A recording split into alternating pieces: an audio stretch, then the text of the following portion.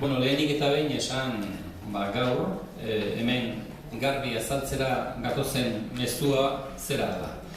Herritarrak izango dirala erabakiko dutenak. Eran egun zion Imanol Lasak amets gaiztoa bukatu da. Atzokoa eranen egunengoa amets gaiztoa zela zirudien. Baina guk jakin badakigu herritarrak izango dirala gai honetan erabakiko dutenak.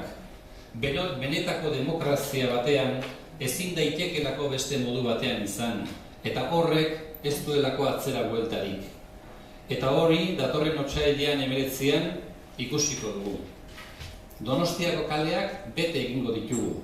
Adostasuna edo liskarra, batuketa edo banaketa, guztiok irabazi edo guztiok galtzearen artean aukeratzen dugu otsailaren 19an. Bertan ikusiko dugu, 4 urtean behin kutxa batean sartzen dugun boto paper huts bat, baino gehiago gerala. Eta Gipuzkoako etorkizunean parte hartzeko eskubidea dugun herritarrak garela.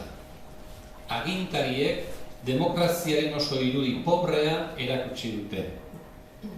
Beraz, herritarrek erabakiko dute. Badakigu une hauetan zaila dela, hori horrela izango dela sinistea. Eta ulertzen dugu herritar asko nahastuta, haserretuta edo minduta egotea.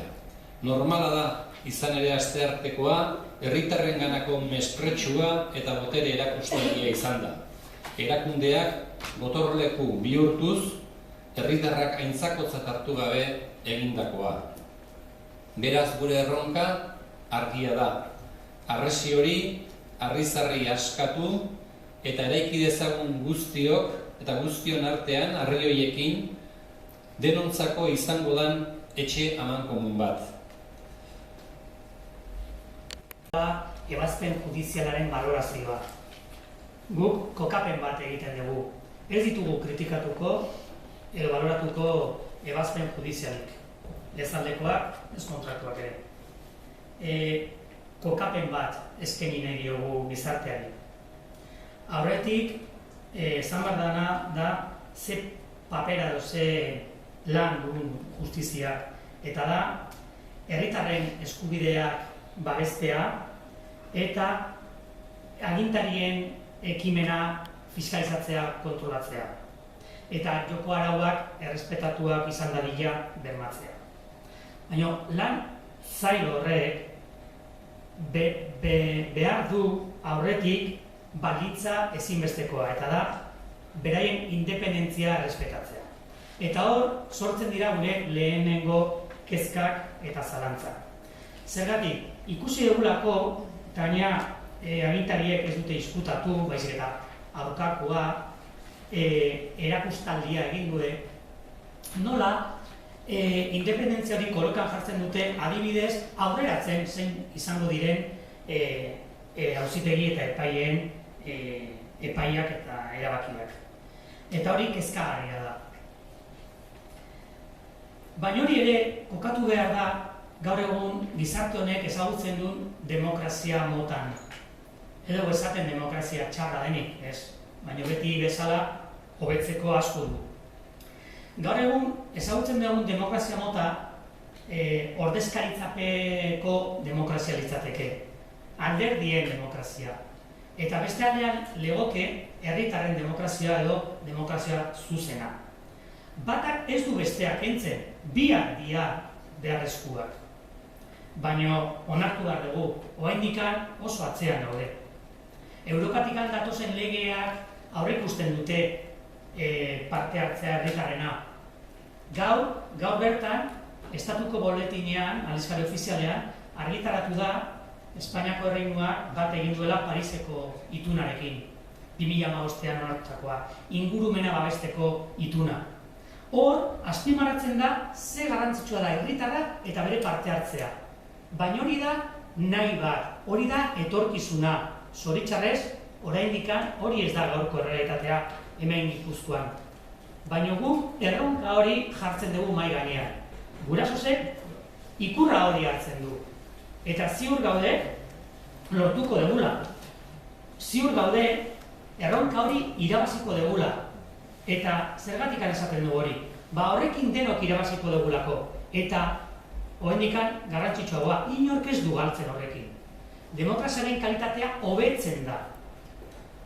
Hondakinekin bezala, guk esaten dugu, aukeratu behar da, ahalik eta hoberena osasuna eta ingurumenenako.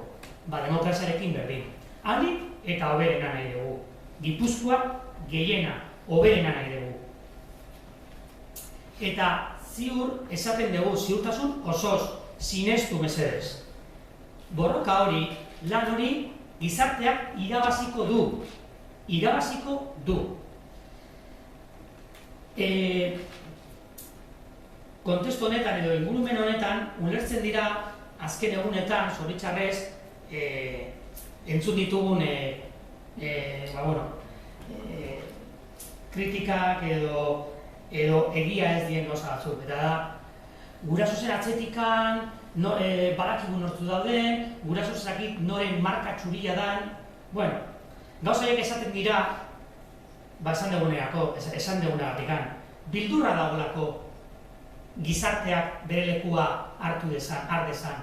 Zeren alderdiek beraien sistemaren monopolioa ohituta daude eta hori nahi dute, hori da ezagutzen dutena. Eta bildurra diote poterea galtzeari. Zer gizarteak hartzen bali badu, beraiek ulertzen dute, galtzen dute, ez dira konturatzen oraindikan irabazten dutela. Eta hor kokatu behar dira kritika horiek. Ez dute nahi gu bezalako herritarrak inongo konexio politikorik gabe. Ez gea erosoak, ulertzen dugu. Horregatik, beraien adierazpen horiek ulertzen ditugu kokapen horretan eta, deportibidadekin hartzen ditugu. Baina, errezago ulertzeko esango dugu, inongo gehiengo politikoak ezin du atez ateko sistema inposatu inori. Ados gaude horrekin. Baina galdetzen dugu, eta erraustegi bat. Hor usten dugu galdera hori. Oso argigarria da, esaten nahi gehala. Kontraesan bat badago. Zerrek esplikatzen du kontraesan hori? Orain arte parte hartzea erabilia izan da. Alderdi politikoen tresna bezala. Baina guk ez dugu horrela planteatzen, baizik eta herritarren tresna bezala. Eta orain, talka bezala ulertzen dutena agintariek, ziur egon, hemendikan gutxira, onura besterik ez dute ikusiko horretan. Osasunean, ingurumenean, inork ez gaitu ordezkatzen. Noski, galdera egin du Jose Mari, ea paper bat gehan urnetan edo kutxetan sartzen da lau urtetik lau urtetara. Askoz gehiago geha. Inork ez du ordezkatzen nire osasunaren autua edo nire seme-alaben etorkizuna. Nik inori ez diot eman gu ordezkatzeko ahalmen hori. Nik gordetzen dut ahalmen bat. Horregatik legeak aurreikusten digu gure tokia informatuak izateko, eztabaidatzeko eta gure iritzia entzuna izan dadila bermatzeko. Beraz, auzia ez da erraustegia bai ala ez, baizik eta nola lortu nahi dezuen helburu hori. Herritarri gabe? Ez dezute lortuko hori. Eta azpimarratu hemen, oso harro gaudela maila juridikoan egindako lanagatik, eta egingo den lanagatik. Emango dituen fruituagatik. Eta azpimarratu nola ez, talde osoa, abokatuena eta Gipuzkoako produkuradorearena ere bai, musutruk jardun direla. Eta bizi ditugun garai hauetan, ez da txarra horrelako lanak musutruk egitea. Hauek gurasoz elkarteko kideak dira. Guk daukaguna, ziur esateko hau irabaziko degula, guk daukaguna da konfiantza osoa gizartean. Hemen garrantzitsuena galdu egin dugu. Fijatzen gara auzitegietan, tribunaletan, horiek ez dira garrantzitsuenak. Gizartea da, eta giltza gizarteak du. Gizarteak sinisten balin badu berea da lautua, hau lortuko da. Gizarteak dauka hitza eta erabakia. Horregatik guk kezkatuta gaude edo pixkate ez auzi baten epaia jasotzeko. 19an ikusi nahi ditugu Donostiko kaleak bete-beteak. Goraini, hor jokatzen dugu. Ez aldute herritarrek agintzen. Ahaztu egin ote zaie gure agintariei, ez? Zeintzuk agindu behar duten, norentzako dabiltzan lanean. Otsailaren 19an gure ahotsa entzunarazteko aukera izango dugu. Eta konfiantza zeltzen diogu lan honi. Inoiz baino gehiago gizartearen txanda delako. Pazientzia behar dugu, lasaitasuna. Ez da ezer bukatu. Gizartearen indarrarekiko konfiantza izango dugu. Gizarteak izango du azken hitza. Bera delako epaile gorena. Patxagaz. Arrazoia duenaren patxagaz heltzen diogu. Inoiz baino gehiago ez dugu frustrazioan erori behar. Adostasuna eta herriaren parte hartzearen alde egiten duen bide horri bat badaukagu. Inor ez gaitu bide hortatik aterako. Norbaitek banaketa eta liskarra nahi baldin badu, ez du lortuko. Liskarra gainditzea da gure bidea. Hori bai, irmotasunez, duintasunez. Horrek ez du esan nahi, gure eskubideak zapaltzen utzi beharko dugunik. Irmotasunez defendatuko ditugu, bai kalean eta bai auzitegietan. Oso argi izanik, azken helburua lortzeko direla. Azken helburu hau hauxe da, adostasuna, irtenbidea, hondakinen kudeaketaren gaian. Bai, erderaz esan dugun bezala, gure helburua da, gure seme-alabak babesteko. Ez dugu ahaztu behar gurasoz, gure alaba eta seme osasunengatik eskatutako gurasoa taldea garela. Ez gehiago eta ez gutxiago.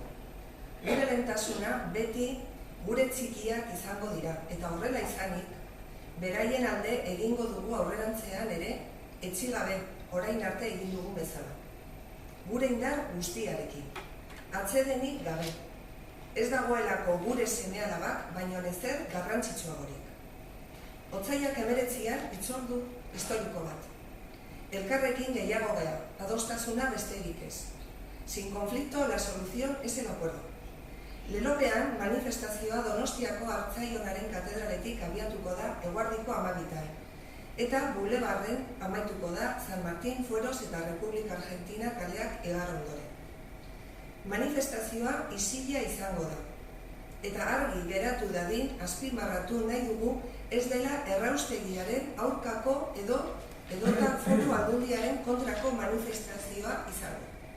Manifestazio hau gurasosek proposatutako bide horriaren aldeko izango da. Hondakinen kudeatkearen gaiaren irtenbide adostu bat lortzeko asmoz. Gure eskubidea delako eta Gipuzkoak akordioa behar duelako liskarra gainditzeko. Manifestazioaren amaieran, bertan gauden guztiok, eskuak elkarri eman eta gora igoko ditugu, gizarte batasuna adierazteko asmoz. Otsailaren 19an, zuk erabakiko duzu, zatoz! Ba, listo, oain zuen.